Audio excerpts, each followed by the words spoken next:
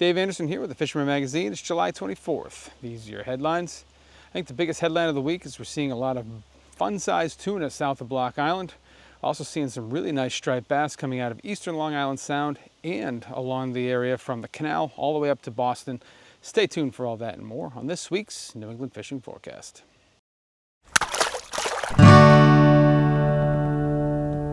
The ultimate fishing authority in the Northeast, the Fisherman magazine. No guessing, just catching.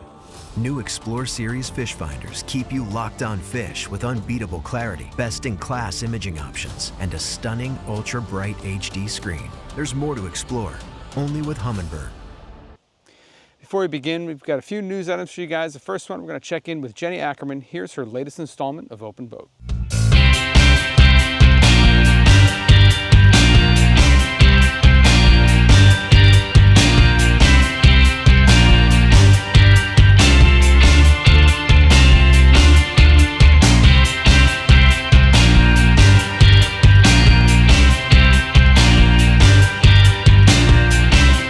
Hey guys, welcome to this week's Open Boat. It's your lucky day because I literally snuck my camera into ICAST 2025 down here in Florida, and we're gonna check out some lures at the new product showcase, and I'm gonna pick some of my favorites that I'll definitely be using this coming season, so stay tuned.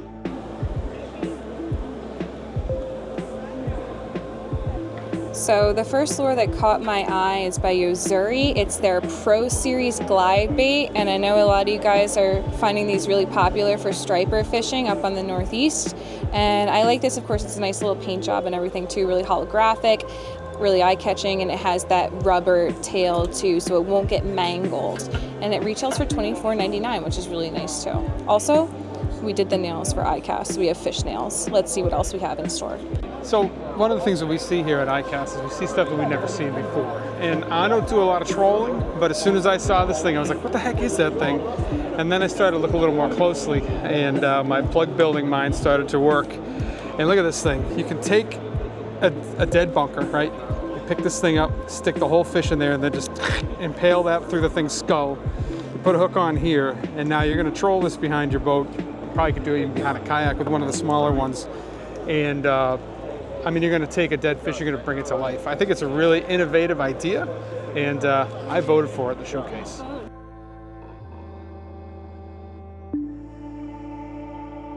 Very happy to see these guys in the new product showcase. We have my friends at Q8 Superbait with their giant 6-inch grubs, and if you guys have watched my recent open boats, you saw that I've been using these for fluke fishing, and they crush 10 times more strikes. Smells alive, tastes alive, and you know the fluke love them, so now we have one to pair with your bucktail if you're pitching up current. We have the smaller size, and now we have the biggies for big doormats, so definitely check these guys out.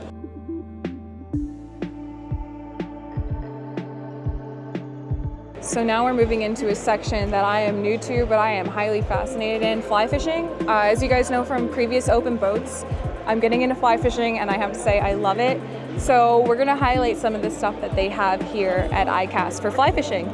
Something really nice that I appreciate being seen at these fishing shows is going down to the nitty-gritty of all the tying materials. Like we have a ton of nice fly tying materials. You have vices here at the new product showcase.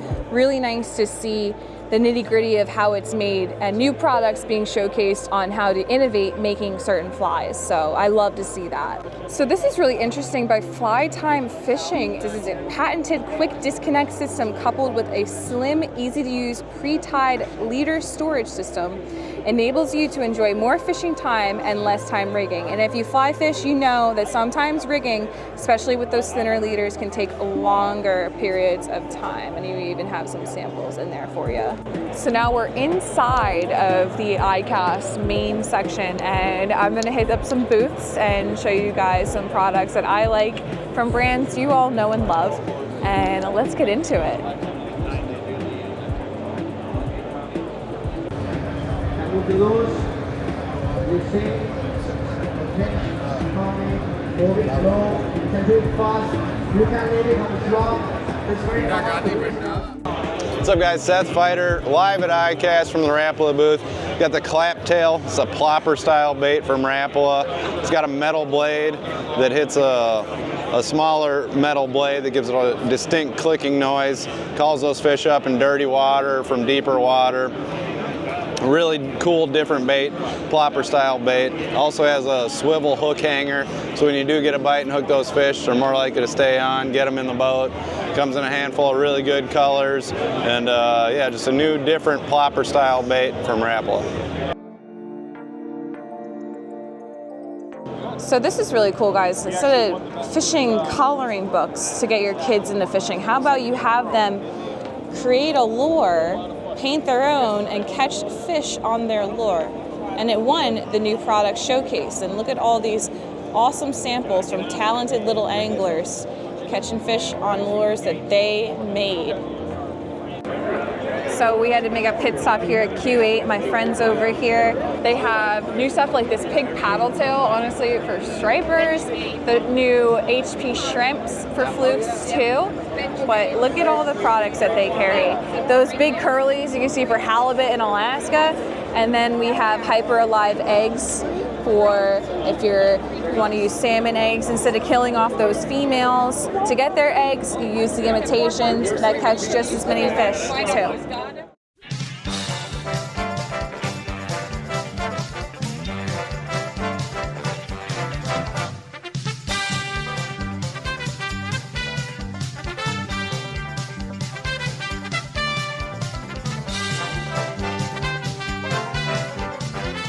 So that was a very quick run through of ICAST 2025, just giving you a little tease of what's to be seen featured in the Fisherman magazine for many, many, many weeks to come. I know my editors and I, we were running around getting our step counts up, meeting with a ton of companies and filming new product showcases with all of them. So stay tuned for the e-newsletters, which come out twice a week, which will soon be featuring those ICAST Spotlight Review product videos. For more than 20 years, anglers everywhere have come to know one thing, that nothing says no to fish bites. Next thing, we're going to check in with our tournaments. Here's what's going on in the Dreamboat Challenge and the Coastal Kayak Clash. It's July 24th, and here are the entries for the Fisherman's Dreamboat Fishing Contest. We have Long Island subscriber Dan Solomon from South Setauket bringing in his second entry to the challenge with a porgy of 2.19 pounds weight in at Miller Place Bait and Tackle, putting Dan 10th in the porgy category.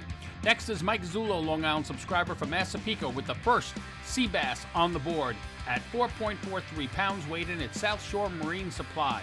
With Dan's 10th place porgy, it changes the leaderboard this week to Rashawn Williams still at first with 17 points, Jeffrey Harrison taking second with 17 points, and Tom Luciano taking third at 16 points.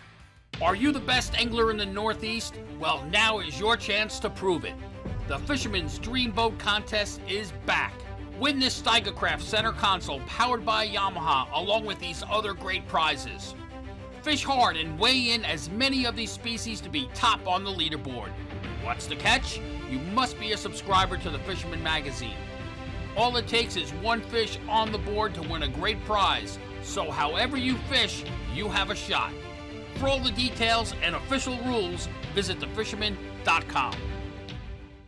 It was a bit of a slower week in the Coastal Kayak Clash, but we had two really nice fish hit the board. The first one is a 26-inch fluke entered by David Kim, caught down in New Jersey. That is holding second place right now in the fluke category.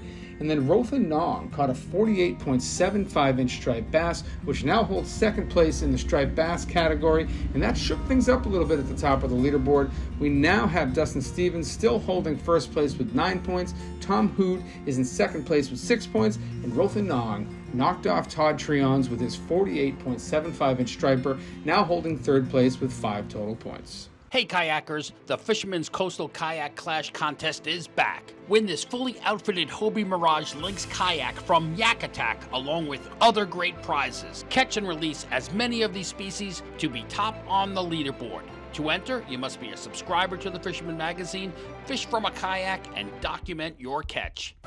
Many chances to win great prizes, so get out there on the water now and fish hard. To be part of the action, you must be a subscriber and register at thefisherman.com. Last thing, of course, is the giveaway, which is ongoing. We're giving away these Super Strike poppers that were painted in memory of my friend Don Robertson. These are custom. You're never going to see this color coming out of the Super Strike shop again. And as always, big thanks to Steve Musso for doing these special for us. I've been away these last 2 weeks. I've been on vacation, then I was down at ICAST, so I may not be completely caught up on all the photos that you guys are sending in.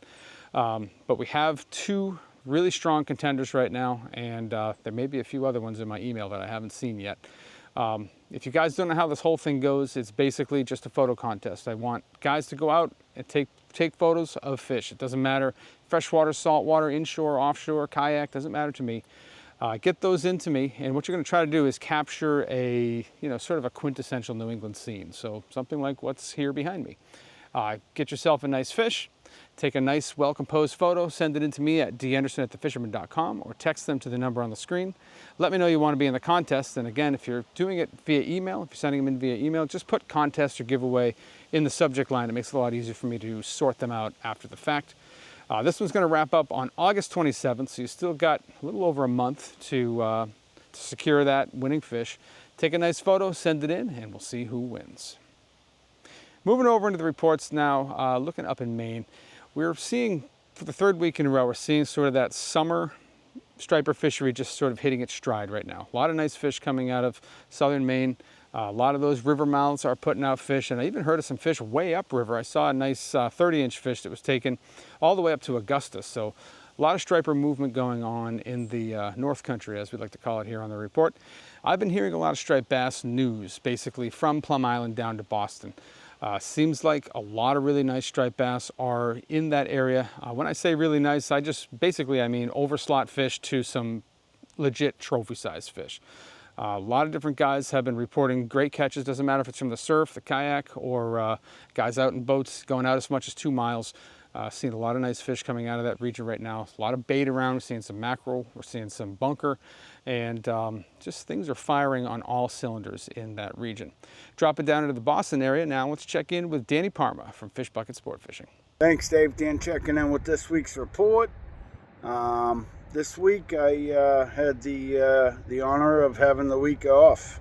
I took the weekend and drove up to Long Island and attended a wedding and was hanging out with some family, so that was a good time.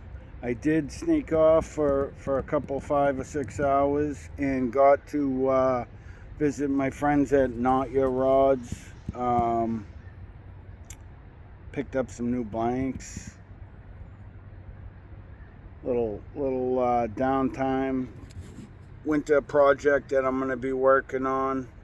They have some new fiberglass rods that they just came out with, so I'm looking forward to giving those a try. What else? I spoke with the guys on the Fish Bucket and Sweet and Salty charters. A lot of times we fish side by side. Those guys did extremely well. They had some really, really happy clients that they got some good stripers. Seems like majority of those stripers are kind of in that spectacle area. There was a few good ones caught in Hull and Castle Island. Still been doing extremely well, but spectacle seems like it's holding a good amount of fish. Few bluefish in the mix, but it's not like that bad that we need to swap over to steel leaders on everything. The striper bite's still going good, so we'll keep it at that. Yeah, fishing's good. Don't wait till the end of the season. Get out there, stay safe. I'll catch you on the next one.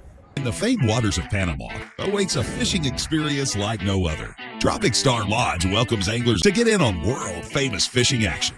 Plan your perfect trip today. Tropic Star Lodge, the ultimate in fishing adventures for more than 60 years. I have not heard a ton of inland fishing news this week. One thing I can tell you though is that we're at prime time right now for that dawn and dusk topwater largemouth bite. If you're inland, you're looking to get into some action. I mean, really any pond that has bass in it right now, you go out there, throw a whopper plopper, throw a little spook, anything like that. Odds are very high that you're gonna do well. Also a great time for frogs as well. So again, if you're inland, that'd be a great thing to do right now. Heading down to the South Shore, which is basically Boston down to the Canal. Very similar story to what we've been seeing on the North Shore. Good striped bass activity along really that entire stretch. This area has a lot lower water temps than what we see south of the Cape, and that tends to fire up this summer fishery to a different level than what we find in southern New England. So if you're looking for striped bass, you don't mind doing a little traveling, or if you live in the region, anywhere along that area, basically, you got Plum Island, you got Cape End, you got Marblehead, you got Cohasset, you've got Scituate, you got Plymouth, you've got the east end of the canal. That whole area is holding striped bass right now. If you don't mind doing a little moving around, a good chance you're going to find them. Crossing the canal out onto the Cape, the bayside beaches seem to be sort of seeing a little bit of a resurgence these last 2 weeks. We're seeing some nice striped bass coming off the bayside beaches. The guys that are finding the bigger fish are weeding through a lot of smaller fish, but the action's been good. Guys are doing well with soft plastics, are doing well with a lot of different plugs, and really the main thing just seems to be slender. Anything on the slender side seems to be doing some damage. Things like the Albisnax XL have been working very well. Crossing out onto the outer beaches, similar story, seems to be a little bit more scattered. Guys are doing a lot more moving around. Seems like the schools are a little bit more transient than they are on the bayside right now. Boat fishermen have been reporting some decent striped bass action as well, just fishing out in like 25 to 50 feet of water, doing a lot of slow pitch jigging, a lot of butterfly jigs and things like that. Ronzis as well are getting it done in that region. And we are starting to hear more and more tuna action now, some fish on Stellwagen, some fish out on Crab Ledge and other areas in that region. And then also we've heard about several successful canyon runs that have left the Cape and come back with bigeye and yellowfin and mahi and a whole bunch of other stuff. So that's all looking good. Nantucket Shoals seems to be holding its own, although what I've been hearing the last week is that it's been a little bit tougher to find a full limit. So they're finding some really nice fish, but the numbers are dwindling off just a little bit. Still decent numbers of striped bass around Monomoy area, although things seem to be tapering off a little bit there as well. It just kind of feels like we're in a transition time, from Nantucket through the Elizabeth Islands. A lot of guys now are just kind of waiting for that first Albie report, which, I mean, if these last few years are any kind of an indication, it could be any time. Haven't heard a whole lot of bonito, a few around the south end of the vineyard, and then a few transient schools just popping up here and there. Pushing through the islands into eastern Buzzards Bay, sea bass action has been very good in that region, and we're still seeing some fluke up around the mouth of the canal and out on the Mashanee Flats. And then things up inside the canal seem to be getting a little bit better. And for a little bit more on that, we're going to check in now with East End Eddie. Hi Dave, it's another beautiful morning here in the Cape Cod Canal. Got an east rising tide behind me. If you like to catch schoolies, this is the place to be. The canal is loaded with small fish. Bull McKinnon was in a marathon session in the middle of last week. Caught so many fish that he lost track with his small tsunami shad that he usually does very well with. And Bill Slots-Walsh caught a fish that was just a little bit short of a slot. So that fish will fatten up and he can catch them again in the fall. Most guys are trying to match the hatch with small lures like SP minnows and small shads. There's a lot of bait in the canal still. There's a lot of rain bait, silver sides, and a lot of different things. And Carlos Reyes caught 20 mackerel the other day in the East End. He was using a sabiki rig, of course, and there's still plenty of mackerel there. And you don't. There are many different species in the canal besides striped bass. John Sea Dog Schmidt caught a nice black sea bass. I say nice, it was an inch short of a keeper. And again, that fish can fatten up, and hopefully John catch him again in the fall. So my tip of the week is, if you want to do a quick repair on your bike, right next to the DCR building at the State Pier around pole 65, I think it is. They have a bunch of tools there, and they're connected to cables so nobody can steal them. There's screwdrivers and wrenches, and right next to that is also a pump, an air pump for the tires. So that can be very convenient if you need some air in the tires. It's right outside the DCR building there. So until next week, catch a big one. Heading out west into western Buzzards Bay, the main thing that I've been hearing about out there is just good bottom fishing. There's been some sort of surprise summer tog in there. There's been a lot of sea bass activity. Fluking has kind of been just okay. Most of what I've heard on the fluke end of the spectrum has been really small fish. A lot of action, but finding a keeper has been somewhere between difficult and impossible. And that's what I have for you guys in Massachusetts this week. Heading over into Rhode Island, we'll start things off with an East Bay report from TJ Kopecky. Thanks, Dave. Hey guys, I got a quick report for East Bay, a little bit of Maho Bay, any adjacent areas. We'll start up in the Barrington and Warren rivers. It's been pretty slow again for striped bass up inside of both the rivers. Basically, you got to fish at night if you want to find some fish, and the fish have been really, really small. I know those striped bass, it's hard to tolerate that warmer water. Looking at 78 to 80 degrees way up inside of some of the estuaries of the Barrington River towards Hundred Acre Cove. Look for some small scup to be around if you want to do a little bit of that fishing up inside of the river. Moving out towards Cold State Park, there still is a small striper bite on cut bait, whether you're using pogies or mackerel off of Cold State Park. My friend John checked in with me, and he let me know that it's been slow, but they are picking off some fish here and there occasionally, and they're doing better on an incoming tide. And we're going to talk about that now in the bay, because mainly this time of year is a good time to fish that incoming tide, because the ocean waters are coming in cooler, and it's kind of giving a little trigger for the fish to feed, especially the groundfish, sea bass, fluke, scup, all to feed on that incoming tide, which is bringing in some nutrients and some cooler water.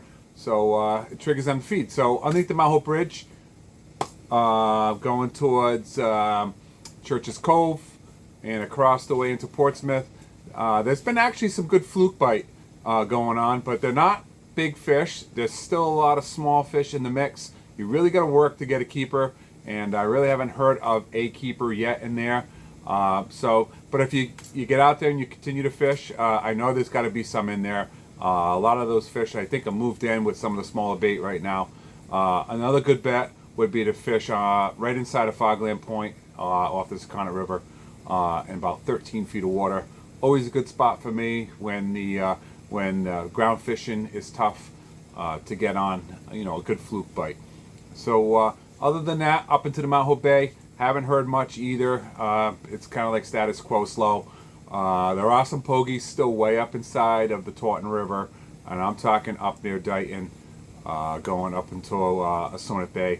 But there are no bass really on them up there. So, hey, look for things to get better on the groundfish bite. And one of the key things to remember this week is to fish that incoming tide so you can get that cooler water, trigger the fish. That's what we got from the East Bay this week, Dave. We'll talk to you next week.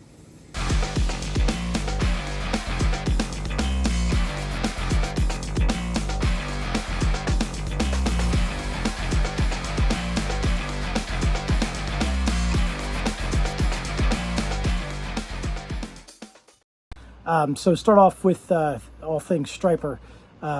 Looking outside of Newport, areas outside of the harbor area. What I've been seeing out there is the bite's been solid very early. So first light, top water, been doing really well with large soft plastics on top, unweighted, and then also been fishing twilight and finding a good bite as we kind of go from twilight into that first phase of dark. Each evening has been a consistent bite there. Tube and worm mostly in those periods. I've also started to see fish, starting to move with the water temperatures now in the low 70s, starting to see fish move off and into a little bit of a deeper zone, if you will, where the water's a little bit cooler. Been using the tube with lead core, getting it down deeper, and still finding those 40-inch class fish in that deeper water. The other thing that I tried this week was in the harbor side, continuing to find nice scup on structure. And what's interesting is with tog, opening up in about 10 days, find a lot of tog mixed in there. Not trying to find them, but they're there when I'm fishing with crabs for scup and for the other bottom fish like black sea bass. Took a boat out on Tuesday afternoon and went a little bit longer out towards the mouth of the Scituate Saconnet out that way. And, deeper water out there, anywhere from 35 to 70 feet on a nice drift with a high-low. Had to have squid on the rigs, but with squid on the rigs was finding some nice keeper sea bass in the 19 to mid 20-inch range pretty consistently. So that was another good thing to find. Summer's rolling on. Water temperatures definitely have gone up as the air temperature is consistently staying up there.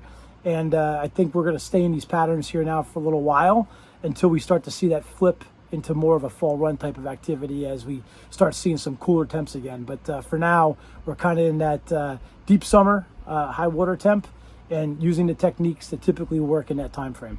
Hope all is well with everyone out there this week, and stay hooked out there. One thing we've been seeing in Rhode Island over the last week to 10 days is an influx of brown sharks. They've been staying away, which has been a welcome sight for a lot of striped bass guys, but over these last several days they're starting to come in. I was talking to Todd just a little while ago. He was saying that he and Dustin Stevens were out fishing this morning, and they had some run-ins with brown sharks, and I've heard of some other run-ins along South County and then crossing out into Long Island Sound as well. So we held them off somehow for this long, but now it sounds like they're coming in.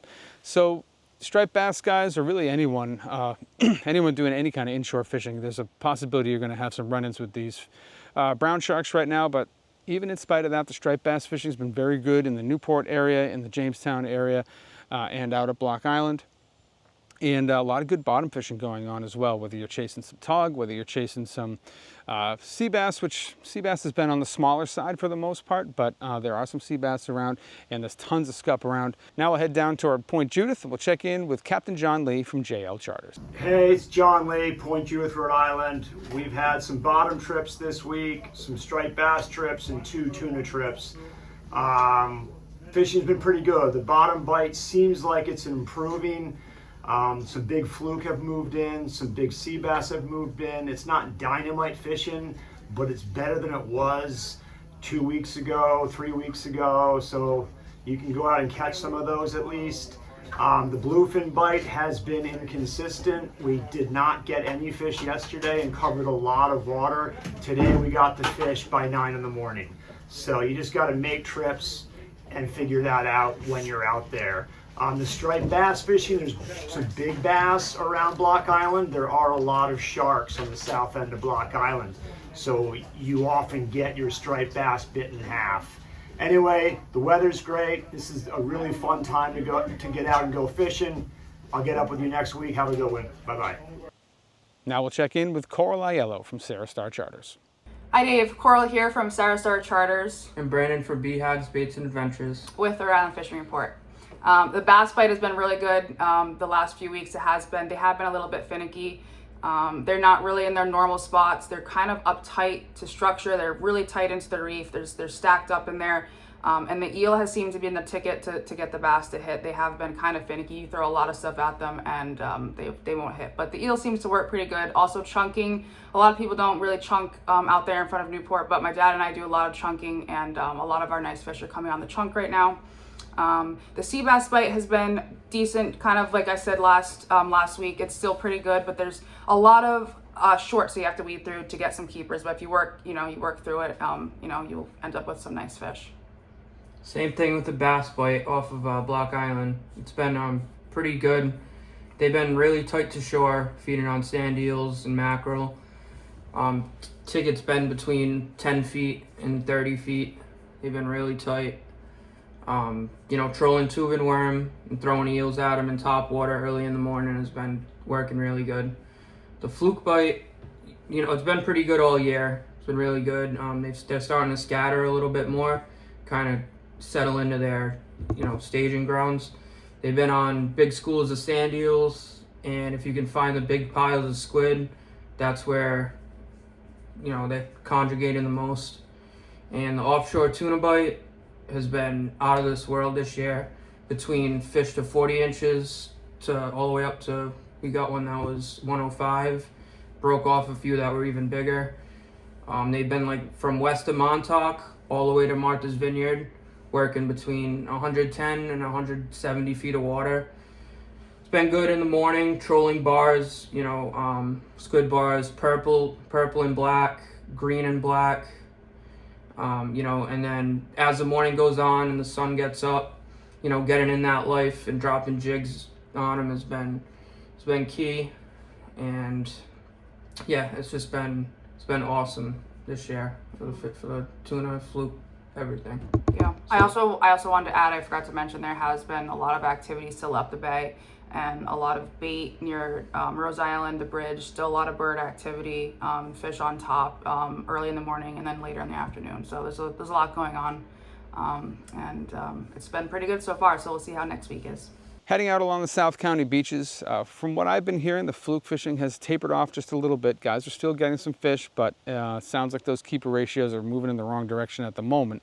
Hopefully things will change. Maybe with this moon, maybe we'll get some more bait moving in, and maybe things will fire up in a little bit of a more interesting way. I do expect to hear about some better catches along the breachways this week with the new moon being, actually I think it was yesterday. And so striped bass fishing should be firing on all cylinders. We've been hearing about good fishing out around the Watch Hill reefs and crossing over the border into Fisher's Island area as well. Another thing that we've been hearing a lot about for boats leaving Rhode Island and Connecticut is the bluefin bite has really started to fire up over these last 7 to 10 days or so. It does seem like the fish are a little bit more widespread. I have heard of fish out at the Claw, south of the Vineyard. I've heard of fish at the Mud Hole. I've heard of fish at Tuna Ridge, and the great thing is a lot of these fish have been, you know, what a lot of people refer to as fun size. So figure like 40 to 50 inches, something like that. Not these, you know, giant 300, 400, 500 pound fish. There are some of those in the mix though, so be prepared. But you know, I was talking to Jeff Sullivan yesterday. He was saying that they went, I think he said they went 20 for 22 on bluefin. He sent me some pictures. All these fish looked like, you know, in this size, like the manageable on stand-up size, and the a lot of fun to catch on spinning reel size. So that's been a really good thing. You know, in the offshore regions, getting a lot of guys fired up, and that's what I have for you guys in Rhode Island this week. Crossing over into Connecticut, the main thing that I've been hearing about is striped bass fishing still going strong in the Niantic Bay area and the surrounding area. So even like stretching out to the Thames River, kind of stretching across into out to the backside of Fishers, there's some really nice striped bass around. Now that doesn't mean you're going to motor into that area and just automatically find a big fish. These fish have been, you know, these fish have been scattered, but the guys that are going out there and putting in a lot of time are finding some really nice fish. We've seen multiple fish over the last week from 45 to 49 inches. And they're being caught a variety of ways. They're being caught day and night. And a lot of guys are doing it trolling. So trolling a tube and worm or trolling a deep swimming plug or something like that is getting it done. Guys are also doing it with live eels. They're doing it with soft plastic eels. And you know, surf guys are finding them occasionally as well. Most of the guys that I've heard about connecting have been doing it either on a chunk or on a live eel. But it's been really great to see this push of summer big fish into that area. And it's something that, you know, really no matter how you fish, whether you're a surf guy, a kayak guy, or a boat guy, you've got an opportunity to get in on the action. Other things I've been hearing from the Eastern Sound have been really good scup fishing, or porgy fishing as you guys call them in Connecticut. These fish are pretty much everywhere. I've heard of fish up inside the Thames River up at Fort Trumbull. I've heard of fish outside the river at places like Pleasure Beach. And it doesn't matter if you're fishing 5 feet of water or if you're fishing 50 feet of water. As long as you got structure, it seems like guys are finding the fish, and there's been some nice sized fish. Finding keepers has not been an issue at all. Moving out toward the Connecticut River, let's check in with our field correspondents, starting with Captain Mike Roy from Reelcast Charters. Hey everybody, for this week's fish report, striped fishing remains very good, especially for those big trophy class fish. We're focused on that all summer long. We have openings in August, so if you're interested, reach out to us. Biggest concern with our striped fishing right now is actually the amount of brown sharks we have is remarkable. The population of brown sharks has exploded over the past 3 years. If you told me 5 years ago I'd be talking about this, I wouldn't have believed you. But the brown sharks are everywhere, and they are feeding on the stripers, which is problematic. And you almost can't find areas that don't have sharks. So there are a lot of sharks out there. The nearshore bluefin tuna bite has been very good.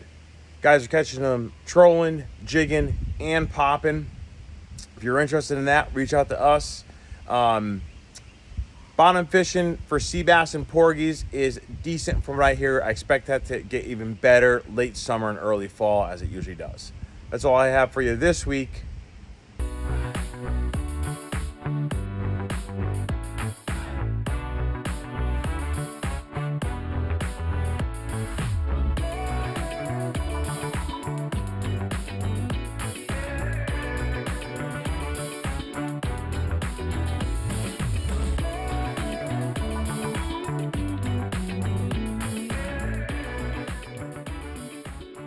Now we'll head up the river. We'll check in with Rowan Lytle.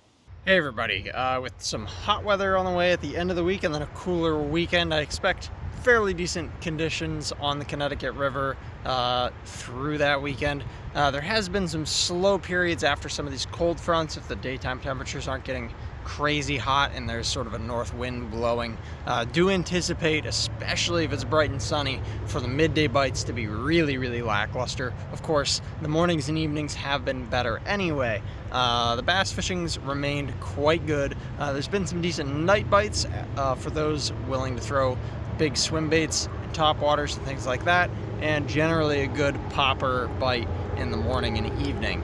The bowfin have been feeding well in short windows at low light periods, and there's been some very good channel catfish fishing. Carp fishing is definitely on the slow side, which is fairly typical. It's kind of in the summer doldrums, but there's still some fish to be caught in the morning if you go out and get after it.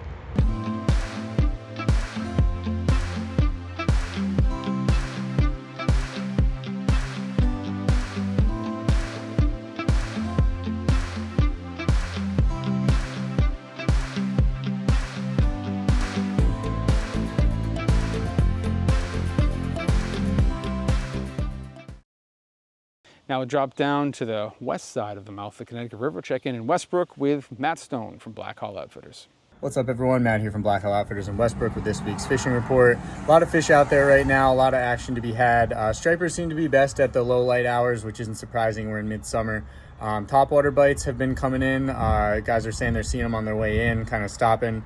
We've had a handful of bunker schools kind of, banging around locally, which is pretty cool. There's been some good bass on them. Not a ton of giants. It seems like the class of fish has definitely dropped down this year for us locally. Obviously still a few big ones in the mix, but most guys are saying kind of slot area size fish on those bunker pots. Sea bass, bites okay. It seems like it's pretty deep out there.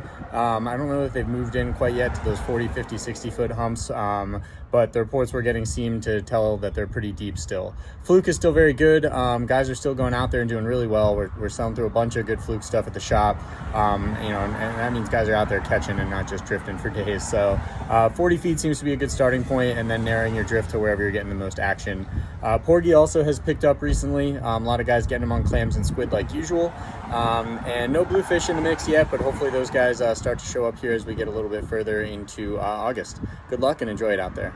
Now it is the middle of the summer, and I start to feel like a broken record at this time of the year because a lot of the same things that have been going on are just continue to happen. And one of those things is consistent fishing in the Central Sound. Whether you're fishing 6 Mile, whether you're fishing Southwest Reef, whether you're fishing some of those smaller reefs in between, or somewhere like Duck Island.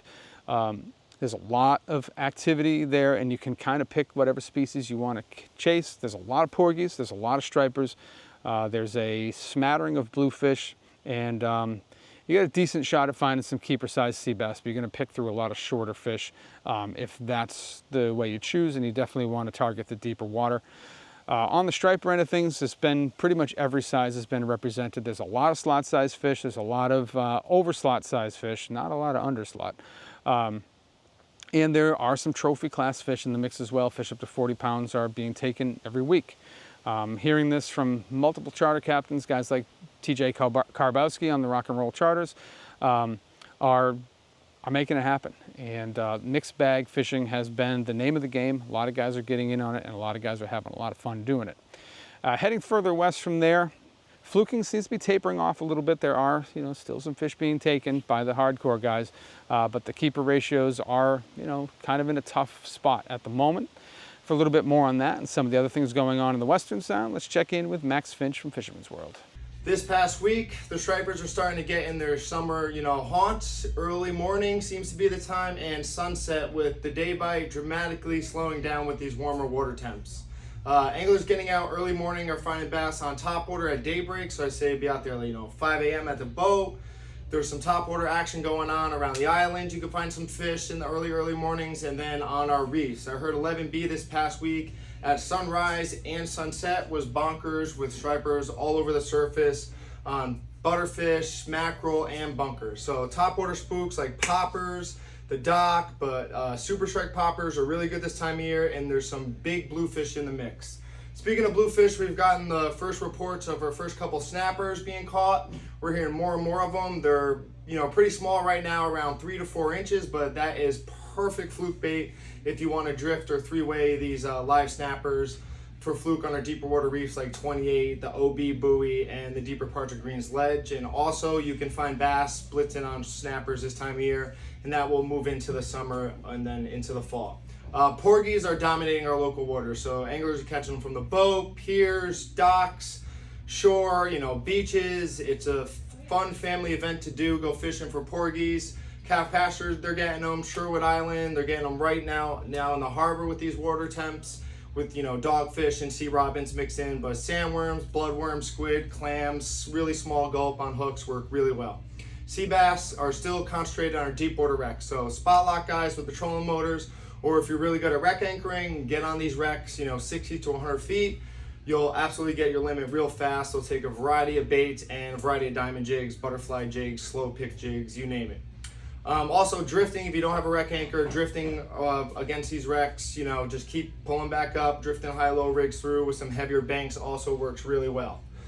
To the west, we're still hearing some bass, definitely slow. We're on our tail end of our run, but now we do have our summer fish that are staying here for the summer, so, you gotta hit these summer haunts, early morning and in the evening. Bluefish to our west, we still hear pretty good reports from 32A to the weather buoy, guys trolling wire or bunker spoons, umbrellas, the tubes during the day, and then also our weather buoy off the islands has also been decent for bluefish. It's not fantastic, but there are some big gators around. On the fluke side, it's spotty now. Now we're in summer, the fish can be found close inshore. I hear people getting them on porgy rigs when they're porgy fish from the dock, and then guys on the boats are really bouncing around right now. I would say depths from like 50 to 80. You could start, trying some new spots you never tried before. You wanted to try like some deep water hills where it goes from like 90 up to 60. But fluke can be found in all variety of areas right now. It's been a little tough this past week, but you definitely bounce around, put in the time, south of the islands, deeper water this time of year. If you got the windy days, remember the fluke spoons with the whole squid or the fluke bellies are working really well. We're still selling tons of fluke bellies. But you really got to put your time in, bounce around. Usually if you get a keeper, there's some more around, so really hammer that spot. The offshore tuna bite, it's spotty inshore. You talk to a couple guys, really good one day. They go out the next day, no life where they were. They found them 5 miles to the east. So you got to put in your time. You got to, cover a lot of water inshore right now. But the bite is great when you can find the life and find the fish. So a place like the Gully, Tuna Ridge was spotty this week, we heard. They're starting to fill off of Montauk now, I would say like within 10 miles. So Butterfish Hole, Outer Butterfish Hole, you can find these bluefin, but try to stay in the loop, call the shops, call us, we're in the loop every day. We hear what's going on. The jig bite's really good in the morning, and the topwater bite's really good in the morning. In the daytime, a lot of guys are trolling. So trolling, covering water, that is your best bet when it's slow during the day. We are loaded with side trackers, regular splash bars, braid bars, you name it. For our offshore canyons, there's some water setting up. I think winning right now, the tournament is a 248-pound bigeye with some big yellowfins mixed in. So if you know in the intel, you know where the water's setting up, the dip, Atlantis, those guys that really study these charts. There are fish to be had out there, and it's really good. We just need the wind to lay down. Thanks and good luck. And that's what I have for you guys in the reports this week. Hopefully it's going to inspire you to get out there. The main thing for me is if you're a striper guy, you know, this has been an exceptional summer for striper fishing. And, you know, I would keep my foot on the gas. There's a lot of nice fish being caught across a wide swath of the region. And of course, many other species as well. And especially if you're an offshore guy, things are finally starting to sort of hit that consistent stride that we like to see around midsummer. And, you know, with relatively calm seas in the forecast, there's a good chance that you're going to be able to get out there. If you're not a subscriber to The Fisherman, I highly recommend you head over to our website. That's thefisherman.com. You get a full taste of what we offer. We cover all the fishing from Delaware to Maine. We cover every angling discipline, and we cover freshwater and saltwater. So whether you're taking your 35-footer out to the canyons, or whether you're standing on the paddleboard fly fishing on the flats like you see behind me here, we've got you covered. We do travel stuff that goes outside the region. We do recipes, we do tackle building, we do tackle maintenance, we do everything. It's $31.95 for the year. You're going to get 12 editions sent to your house. Those are paper magazines. You're going to get 26 digital editions sent to your email. You're also going to get digital access to all the back issues plus digital access to our other 2 editions. So you're basically getting 3 magazines for the price of 1. It's the best $32 you can spend in fishing. But if you head over to the website and you're still not interested, at the very least, give us a like and subscribe here on YouTube and hit that little bell thing down there so you get a notification every time we post something new. I appreciate you guys for watching, and we'll see you next week.